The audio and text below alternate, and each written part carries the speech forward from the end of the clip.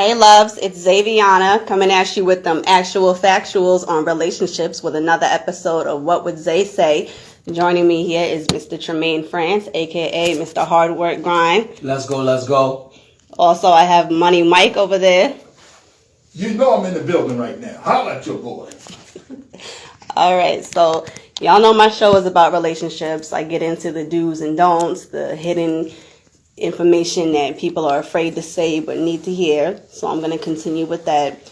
But this episode is a little different because I have information coming from male perspectives, which I haven't really had before. So let's get into it with relationships, issues, and all of that deep stuff. Let's talk about it. All right. So I want to get into talking about being in a relationship with someone who has kids. I mentioned it in a previous episode, but this question is, if your partner has kids with somebody else and that somebody else has feelings for your partner and wants them back, would that be an issue for you, or how would you handle that? Especially if they're a really involved parent, which means they're around often. So what do you do in that situation? Oh, that's light work. When you know your worth, queen, and you being the solid king or queen or a significant other that you need to be, then that's your loss. But when I'm bringing my A game and I'm holding it down for my household and I'm holding it down for you and I'm holding it down for your children, you won't doubt it. I just raised the bar. So, and they say another man's trash is another man's treasure. So, and I'm completely competitive like that. So I'm the type that, like, if I inherited your children, if you are involved, then that's different. Then we're gonna have a mutual respect for each other. But if you're an absent, not involved parent, then necessarily I'm just gonna take the baton with that and fulfill my role as a leader, as an example, and then we could run the race from there. Yeah, let me go with the king over here. Let me represent that. We're going to go with the kings and queens. So here I am, the king. This is my kingdom. Regardless of whose house it is, the man has to be respected on all levels. Are you telling me my queen has feelings for the ex? No, the ex still has feelings for your queen. Yeah, Mike, he want that old thing back. It's possible your queen still has feelings for that person, though. But that's not what she's saying to me. It's the ex who has feelings for the queen, right? Yes. My queen. That's his problem. Now, I'm talking to the ex. Yo, what's up? You know what I'm saying? What's your vibe? You got something going on with him? You still feel for them? What's going on? You got to get that straight up the top. You didn't say she has feelings for him. So that makes it completely different. That's his issue. Live with it. Boundaries, too, are very important. And relationships, from my humble opinion, it's very important. If you have an ex that is involved, there still should be boundaries. There still should be expectations set on your ex pertaining to how you two communicate, your interaction with one another. Your children, there should always be grace given, because I'm not an advocate of necessarily just because we moved forward that the parents of those children or that child should be at the expense of that breakup. But there should be boundaries set from my opinion. Yes, indeed. So men in general are very territorial, right? Mm-hmm. And when you speak about a man's queen, he defends that, right? Because his ego, his manhood, all that is at stake. So if the queen is kicking it, this is what the situation is, then that's a situation you got to have with your queen. You never let a man come in between to say, yo, I'm feeling you. Because that right there is chumping you. Can't let a man chump you. Yo, I'm feeling your queen, yo. So if that understanding is not upfront in the beginning, then it shouldn't be a relationship. But I'm going to tell you, men just don't walk over easy like that. It's not easy, and you're playing with someone's feelings. Men don't have feelings. So if you strike one up from a man, you're asking for war. Men don't have feelings. So how do you... Like, they have it, but they not... They don't show it. Right, they don't really show that. But when you bring it out and they show it, that's war. That's the only feelings I know from a man that brings up their feelings. Well, do you think it's possible for exes to be just friends? Hell no. I'm going to listen to my man over here. I don't either. I mean, I've tried it. It did not work. Damn right. My wife not having it. The queen not having it. She blocking people on IG.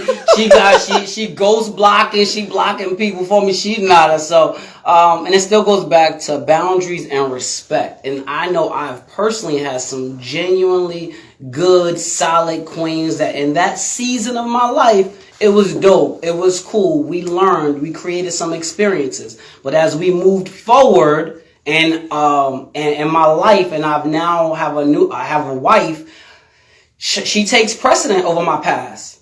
Mm-hmm. She takes precedence over some of those experiences and friendships, and I have to make decisions that's not only best for Tremaine, but what's best for me, my household, and my family. All right. Mm-hmm.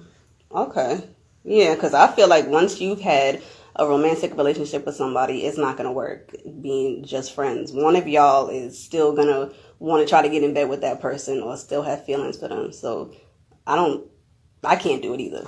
This is why I get on young folks. I don't know what age group you're talking when you say that, but in general, anybody. Right, so it's not going to work. This is what I say about young folks. You know, they say, I love you. Mm-hmm. Now, understand the word love. It's always throw around, I love you, I love you. But then the action behind the word I love you only lasts, the first 6 months to a year or maybe 2 years. Then after that, it's all hell break loose. So where did the term come from? Because there wasn't no feelings behind that. Because you know what love is? Here's my definition. Take it from an OG. My definition of love is the sacrification of your own interests. Let's talk about it. You know what I mean? This is for your spouse's interest. You are living to actually accommodate her and her interests, and then compromise it with a union. But you're sacrificing yourself, because love, to me, it's all about you, Mom. And then vice versa. It's all about you, Dad. Whatever the situation is, sacrifice is the key word. If you ain't sacrificing your own self-interest, then you're not really in love. That's just your ticket to get what you want or to smoosh it over. But no, don't get me going. Don't get me going. It's getting spicy. Go ahead, Zach. There's a difference between loving somebody and being in love with somebody. Ooh, talk about it. There's that unconditional love where you care about somebody deeply, but you wouldn't do things for them that you would do for somebody that you're in love with. Ooh, I like it. I like what Miles Monroe says. He says love isn't enough to keep a relationship together. So it goes back to what Mike, you was talking about in regards to the emotional part. Yes, there are certain times in a relationship, especially when you're new in that relationship, that emotionally it feels good. You feel great every day. It's just a cool day, a great day. And then within time, those emotions based on your experiences, based on the frustrations, the trials, the tribulations, the highs, lows, and in-betweens, those emotions can shift. They can make you numb. They can make you hurt. They can make you feel painful. But do you still care about that person? Are you still invested in that relationship enough to hold on? But when you get a little bit older, you get a little bit wiser, it's not just the emotional part that keeps you there or that brings your butt home. Sometimes it is for the children. Sometimes it is for the marathon. And sometimes you realize that there can be more growth in time. So young Trey was immature. Young Trey, I wasn't ready to be married 10 years ago, because guess what? When my wife frustrated me, that gave me a reason to say, see, that's why I'm sliding to the left. Because you aggravated me. You know, when situations didn't go my way, that's why I slid to the left, because I'm feeling a way. But when you mature, you can sit down and assess the situation, observe the situation, and say, you know what, maybe I was wrong. Or even if my wife or my significant other is wrong, we can learn from it. We can grow from it. And that's bigger than just emotions. Well, what exactly is marriage? What's the biggest difference between being married and just being in a relationship? Ooh, you want to talk about it, Mike? Come on. Go for it, man. I'm on deck. Come on. You want to talk about it? No, go ahead. Lead the way. OG love. Let's go. Well, have you been married, Mike? Yeah, okay, twice. So I've been married twice. See, my spirit said to pass the baton real quick. Let's talk about it. Marriage and relationship. Relationship is like an explorer. Relationship is like, I want to be with you. And she said, I want to be with you. All right, let's do this. So this is exploring the respect, the love, being loyal as best you can. Because when I say best you can, your friends, your ex, when they come in the picture, it's like, I'm married right now. And this is what's funny about this. I'm going to give it back to you, my man. But what's funny about the people who talk to their ex, they know more shit about me than I do. That's the funny shit. And you can't trust men versus vice versa. You know, they're going to talk to their ex and they're going to be like, yeah, you know, my girl, da, da, da. They know, for some reason, we just got this notion that when we talk to our ex, it seems like a gateway to our life for balance, especially if you ain't getting along with your spouse. You need someone to balance with. And guess what? There's no one better, and it's true and it's unfortunate, no one better to balance that trials and tribulation, as my man mentioned earlier, than someone than your ex. That's why they, you know, they don't have to F each other, but they have that chemistry, and they can relate to it. And guess what? Your business is all out there. And how you feel about this, my man? You said two key words, buzzwords. You said balance and chemistry.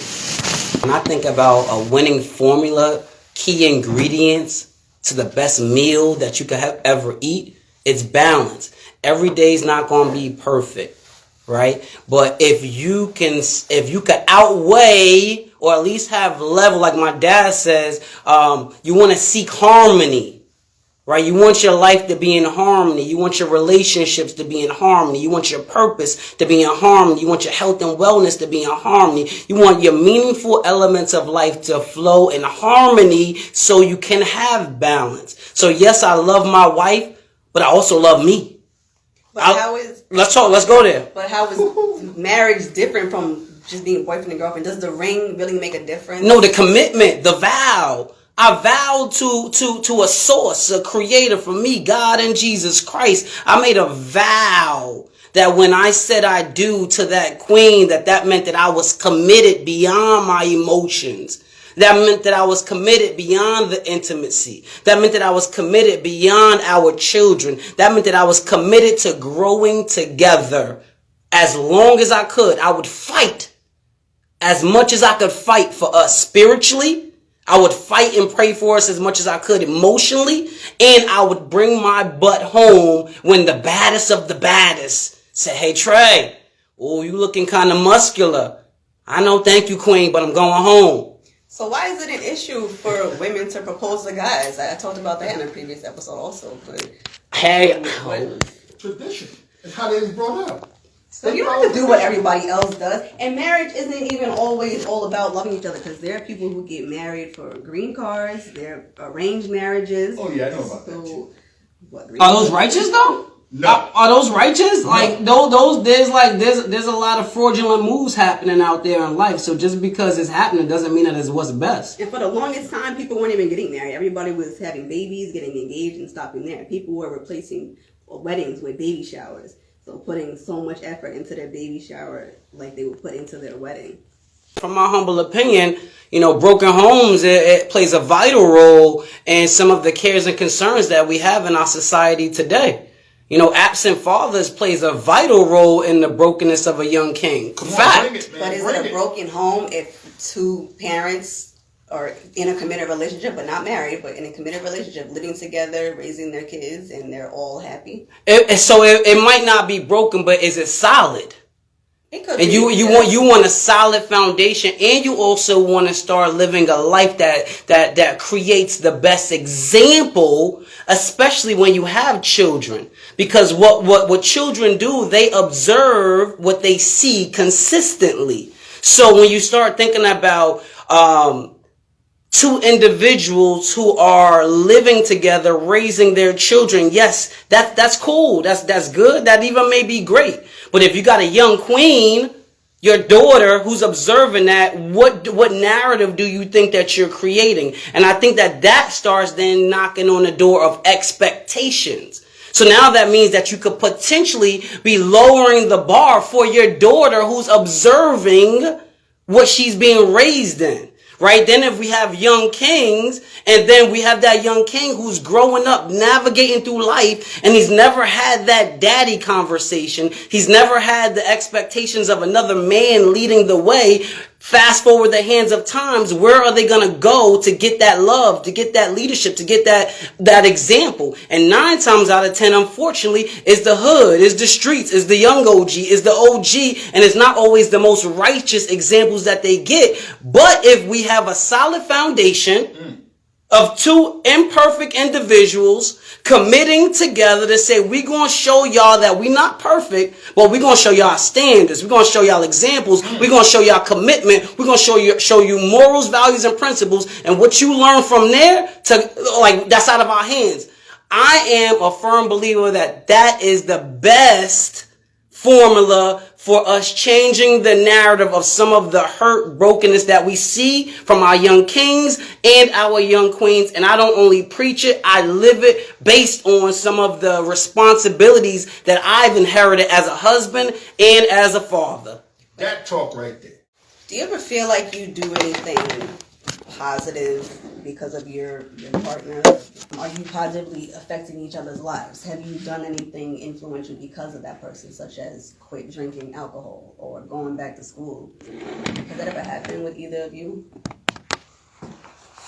Mike, come on, talk about it. Don't get me going, because I'm on it. I'm locked in. I'm locked in. I love it. Let's go. So, yeah, if you're in a good relationship, you could do positive things because your spirit is balanced. You have chemistry. So you have harmony, like my man said earlier. When you got those things in life, I can see you doing good for other people. And that's positivity right there. So yeah, you can feel that way. Your spouse can make you feel like $1 million. It's amazing because if you love your spouse and you get that love back 2 times, oh yeah, you're a superhuman right there. Okay. So how about this? In addition to the positivity that can be incorporated within your relationship, I like the element of change, right? So relationships should challenge you to grow. Relationships should challenge you to become a better version of you, right? And I've been called selfish before. I've been called arrogant. I've been called prideful. But when you grow and you mature, you start to even adapt. You start to change. You start to really shake loose some of your old ways. And yes, I should do it for me, but it's equally as rewarding to do it for my wife. Now, my wife says the expectation is that I'm supposed to come home and not cheat and not slide to the side. And I salute her and meet her there. But I tell y'all one thing. It is so rewarding for me to do it for me too. Right. It is so healthy for me to know that I've been married 3+ years and I haven't slid to the left or the right. And that I come home when they say you could come through, when they slide in the DM. And I know that my wife is far from perfect, but she's given me more than enough reasons to respect her standard, respect her, and respect our marriage and our family. Now that's positive. Yeah. Well, who wants that perfect, boring relationship anyway? Beyonce said it best. Who wants that perfect love story anyway? You gotta have some type of drama. You want some excitement, something to get your adrenaline rushing. But I'm glad you actually said that, respect, because there's a difference between respecting your partner and kissing their butt. Like, I actually dated a friend because she was too up her boyfriend's ass. And if you notice, I use the term men very loosely. I keep saying guys, because having a wee-wee does not make you a man. Like, this specific dude that was with the friend that I dated, he didn't do anything but sit around smoking and sleeping all day. He mooched off of her. She drove him everywhere. He didn't have a car. He worked a dead-end overnight job where he didn't really have to do anything. He moves in with her. He lived a few houses down. He moved in with her. So because he's seen she had a down-to-earth mother who let them do whatever they want in the house. And you asked your friend why? You asked her why she was with him? Why? Yes, you have to ask your friend why. I didn't ask her that, but I told her, I'm like, I shouldn't have to be around him every time I want to be around you. Like, you don't have to always go out of your way for him. You claim he's a man, so then he should be doing things for himself. You don't have to get up at 5 a.m. to drive him to work. He should be able to find his own way to get there. But why? Why what? Why you think she did what? Because her standard is low. I think she did it because she never had a close relationship with her father, so she was putting him in place of it. And the standard is low. It still goes back to your expectation. Like, you might not be a 6-figure earner or 7-figure earner, but if you out there dating a significant other, they should have some form of knowledge of self. They should have some form of standards. They should be in pursuit of their passion and their purpose. And if they're not there on any of those levels, that's okay. But you should be in pursuit of that. But if you sign up for the life of dating someone who does not have goals, who does not have drive, who does not have motivation, who does not have purpose, then you are at the expense of who they are and the life that they live. Yep. Mm-hmm. And if you want to be in a toxic relationship, that's all on you. I'm not going to get in the way and say you shouldn't be with that person unless you ask me. But once you start disrespecting me, if I always have to be around your partner who I don't like and they're rude to me and you don't do anything about it, that's when I'm deading you, which is what happened in this situation. And then you said after, toxic. Talk about it. And then after he was gone, she expected me to still stick around and want to have anything to do with her. I think that even when I think about toxic relationships, sometimes toxic relationships are the example of lack of support. The lack of encouragement, the lack of faith in one another, the lack of positive affirmations in one another. That's toxic to me. Toxic isn't always about, oh, you cheated on me, so now I feel away. I think you're in a toxic relationship if you're dating someone who doesn't speak life into you. I think you're in a toxic relationship if you're dating someone who doesn't support you, not just financially, but support your dream. Support your goals, support your level up. That's toxic. If to date someone and they say, well, that's your thing. I'm over here doing my thing. That's a very toxic relationship to be in because together we win. Let's go. Yeah, pretty much. This person, this girl is in the music industry, and I've never seen this dude at any of her shows. He was never at any of her interviews, her photo shoots, radio shows, none of that. I'm letting you know right now, the one you're talking about, that's doing this industry stuff and the boyfriend's not there, they had this combined feeling for each other that they there for each other. Mm-hmm. But then sooner or later, 6 months, 2 months, whatever, it fades out. Mm-hmm. So just like my man said earlier, if they fade out, then mentally they out because it's not healthy. It's toxic. Mm-hmm. I don't know how the relationship ended. Now, I got the remedy, though. That's crazy. We on the same page because I did want to know, like, okay, how do we take a toxic relationship and get some light out of it and turn that toxic relationship into a healthy relationship? Yeah, change the junk food and get some vegetables. Oh, talk about it. Talk about it. Sometimes you can't. I mean, if it's that toxic, then you just gotta walk away. I have a secret. Okay. For those who's dating and want to really get with someone, I'm going to give you a couple of things to do and say. So let's say that I'm with a girl. And I want to know if she's going to spaz out one day or if she's jealous, but not asking those words. You just bring up a scenario. Hey, what if I'm with my friend and you see us hugging, but you didn't know she's my friend? How would you respond? You see, questions actually give you answers. You just gotta have intelligent questions. What is your agenda? Oh, I want to be in a relationship. Then come up with those questions. So you know when you enter a relationship, you cross your T's and you dotted your I's. I like this power in questions. So if you are driven, you're career driven, if you are purpose driven, you want to put yourself, from what I heard you say, you want to put yourself in a position where you ask certain questions and you also share certain information to your significant other. So both of you have a clear understanding of where you're at now and where you want to go. And now you give that other person the option and put them in a position to be able to say, do I even want to go down this road with you? Do I even want to support you as an artist? Do I want to support you as a broadcaster? Do I want to support you as an entrepreneur, right? So you ask them, but okay, we could talk about, unfortunately, some people don't know what they want to, unfortunately, some people don't know who they are. So now you're dating someone, inviting them into your world, inviting them into your reality, but you still haven't figured out you yet. And then you go date somebody who don't know who they are. So we go back to this toxic relationship. So now that's just a messy situation. Right now, you might not know who you are just yet, but you are in pursuit of that. So you got two beings who are saying, I don't know who I am, but I'm willing to figure it out daily. We can make that work.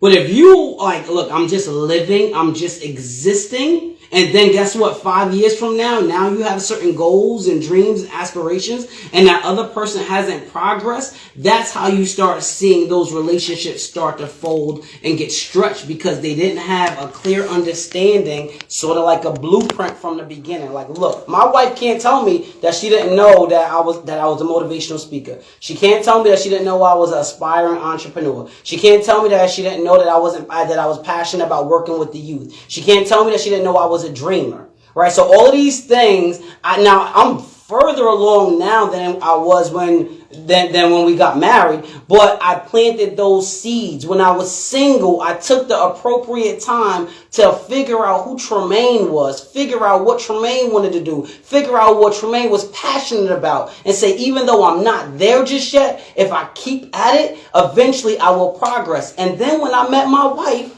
I said, hey, Queen, this is who I am. These are my standards. This is where I want to go in life. Now, back to what you said, Mike. You said, ask questions. I said, tell me about you now.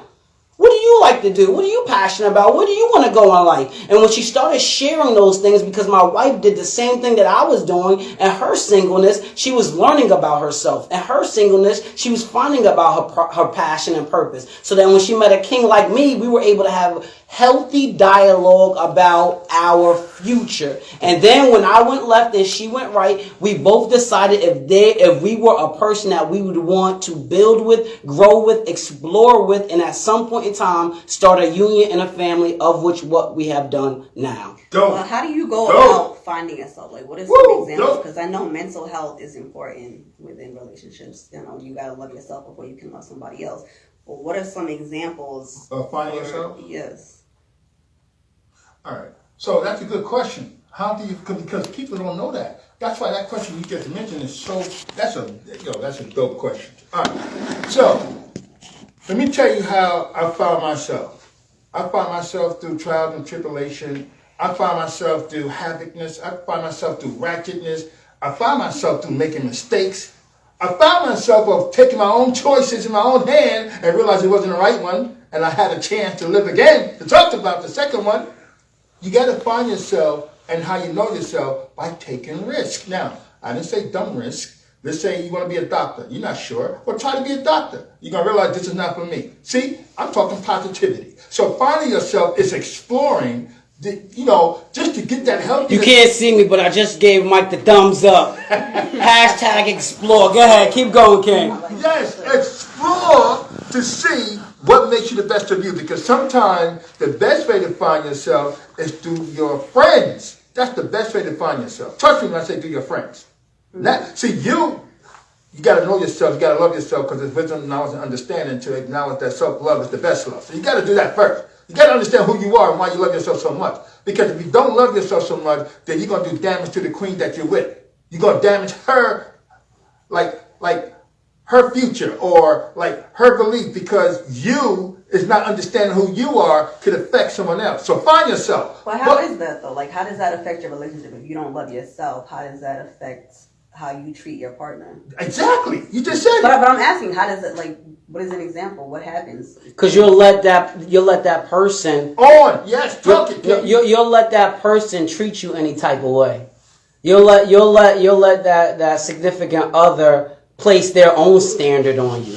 You should have a standard set for you before you date anybody. And then when you meet a significant other, their standard should elevate, if anything, but should never define your standard. Yes. Right? I have a standard before I met my wife. And now when I met her standard might have leveled me up a little bit, right? But it wasn't the initial standard that's set for Tremaine. And also, I want to go back to this. It's very important for you to explore and find out your morals, your values, and your principles, especially even before you get out here and start networking and establishing friendships. Because then if you don't know who you are, what can potentially happen is you start creating this network of bitter friends, broken friends, angry friends, right? So it's vital for you to establish your knowledge of self as early as possible, So that when you start inviting other people into your life, you could differentiate if they're for you or if they're not. And it's 2021, and this is no longer the time for you to have people in your circle that are toxic, that are heavy, that are not willing to edify your greatness, speak into your greatness, and build so that both of you can win. I feel like some people's standards need to be lower. Like people think that they need to be married by the age of 30, or they're following society thinking they need to have kids. I don't know, tradition or standards, just their way of thinking or following society. But I guess that gets in the way of a lot of relationships, which is why a lot of these relationships are toxic, unhealthy, unhappy. I wanted to ask you guys about names. Like, do you think if somebody, I mentioned this in another episode also, do you think if somebody has a unique name, it gets in the way of their relationship? Like, you don't think jobs look at resumes and be like, oh, I'm not going to hire you, your name is just too extreme? Like, do you think the same thing happens with relationships? If somebody has an exotic name, does it change the way you look at them or judge them?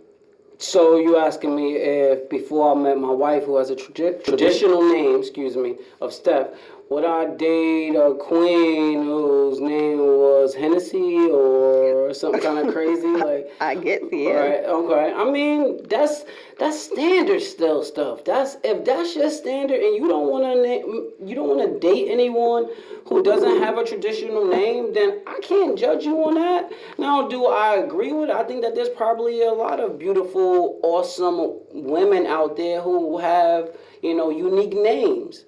But I can't tell the next man or the next woman, like, you wrong for not wanting to date a queen who has a unique name, from my humble opinion. Mm-hmm.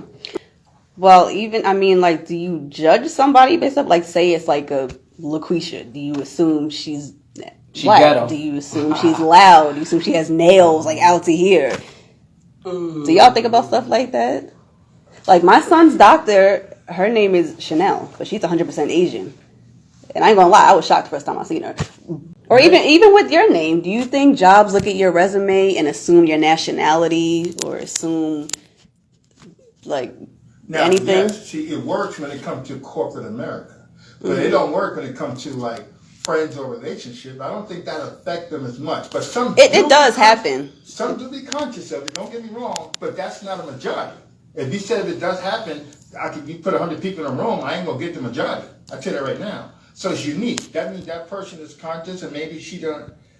I ain't gonna want to put it in a negative light, but maybe that person have more time to focus on profiling versus trying to get ahead in life. I don't know. I think that's kind of.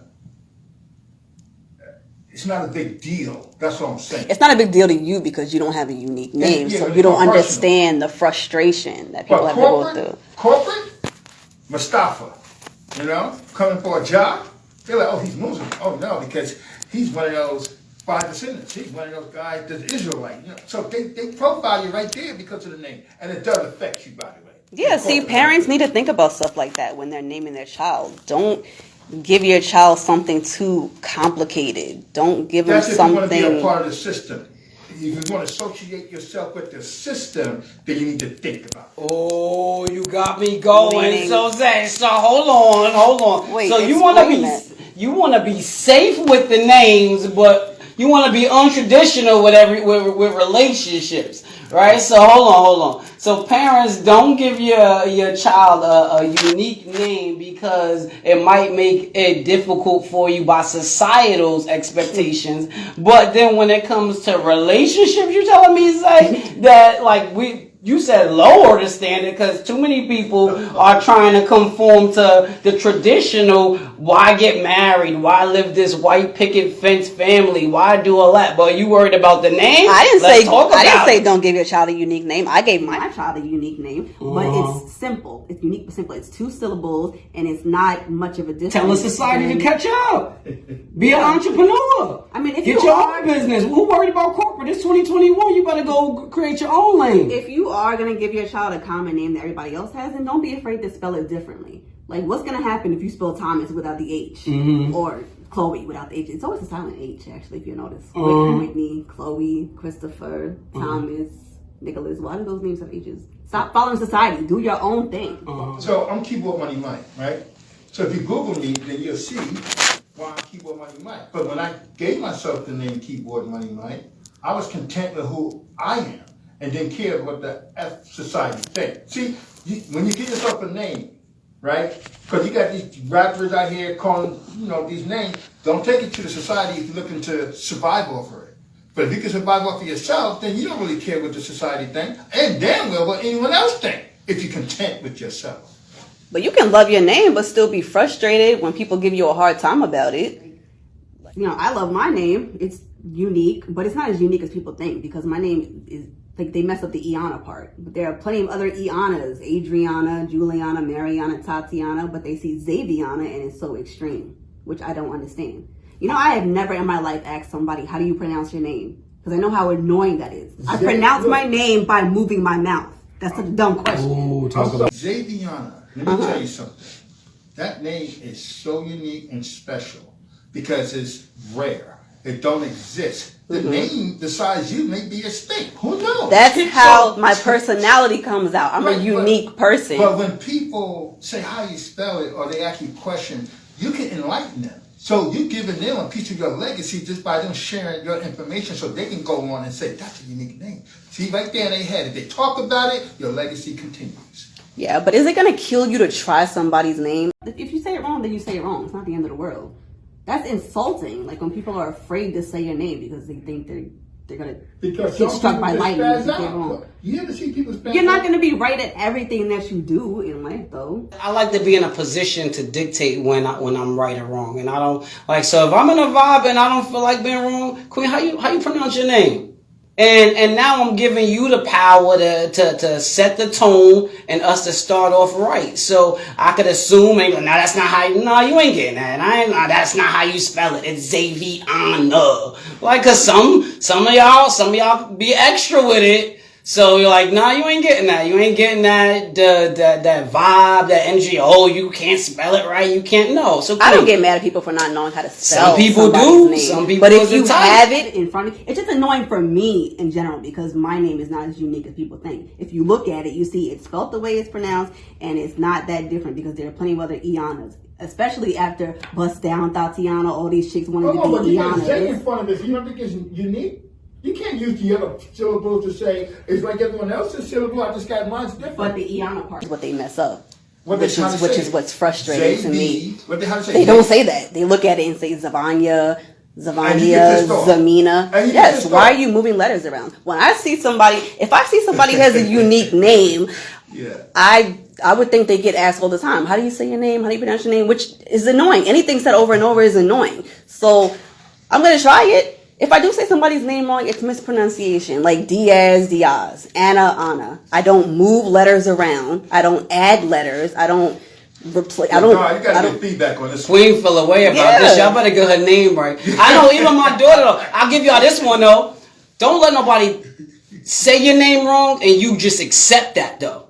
Yeah, that's something that I'll push the envelope with. That's disrespectful. If it's the same person saying your name wrong over and over again. That's disrespectful. That's no. I'm talking about if they say it wrong the first time and that's not your name, respectfully, correct them. Don't just like that's even for I know for some of the young kings and young queens that might hear it, right? Or even some of the elders like, oh yeah, that's fine. No, it ain't fine. Your name is what your name is. So respectfully, correct them because I've seen youth, young adults, and adults just accept oh, that's not really my name. That's not how you pronounce my name, but it's okay. And that goes back to the standard. Is it really okay for someone to call you a name that's not accurately yours? I know. I hate when people say, I'm going to call you Z.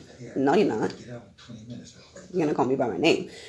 But Kevin Hart said that you officially cool when somebody give you a nickname now. If Kevin Hart meets you and your name is Xaviana, he's okay, what up, Z? And that's like a moment for you too. Sometimes if somebody tells you they don't like it, they don't want to be called that, then you should respect what they are. Well, if it's somebody that you're not going to be speaking to on a regular basis, then does it really matter if they say your name wrong one time and go on about their life? Because the first impression is the last impression, and that might be the last time you ever meet me. And when you meet me, I need you to know that you met somebody important, of value, who knew who they were, and I need you to know who I am, and at minimum, know what my name is. Like you said to me earlier, don't call me Zay. right? I ain't say all that. I mean, I said prefer. it like that.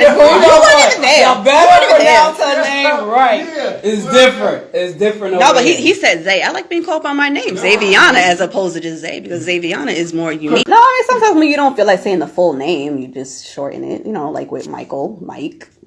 I'm like, what up, Mike? Mike is actually Michael. All right. You know what? So my partner calls me Mikey. Now, think how I feel about that. I don't know how you feel about that, dude. See? It's levels to this. Like, that's It's levels. shit right there. Yeah, it's levels. You can't do that to Mikey. It's So levels. you don't like being called Mikey? Well, think about that. A grown-ass man.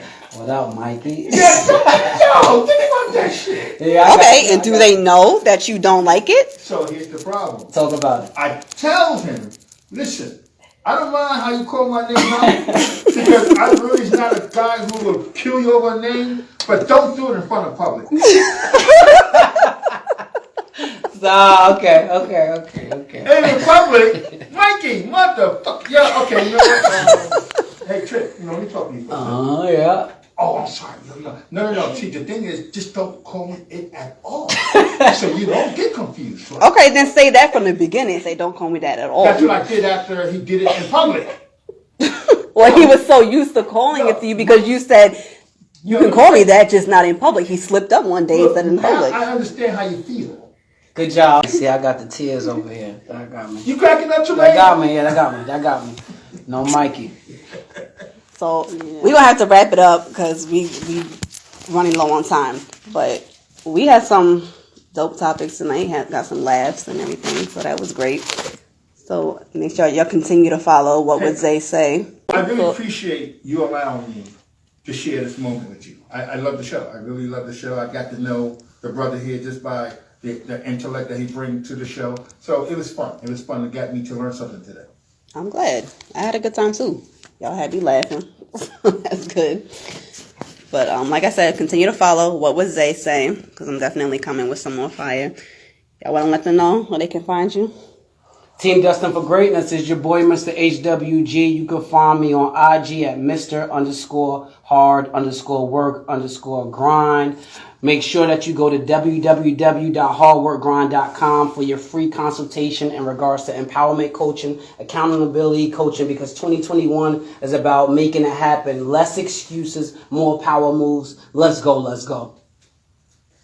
Me? Yo, I don't mean to be egotistical, but just Google the name. Keyboard Money Mike. How is your boy? Just Google it. That sums it all up. All right, we out. Let's go. Okay.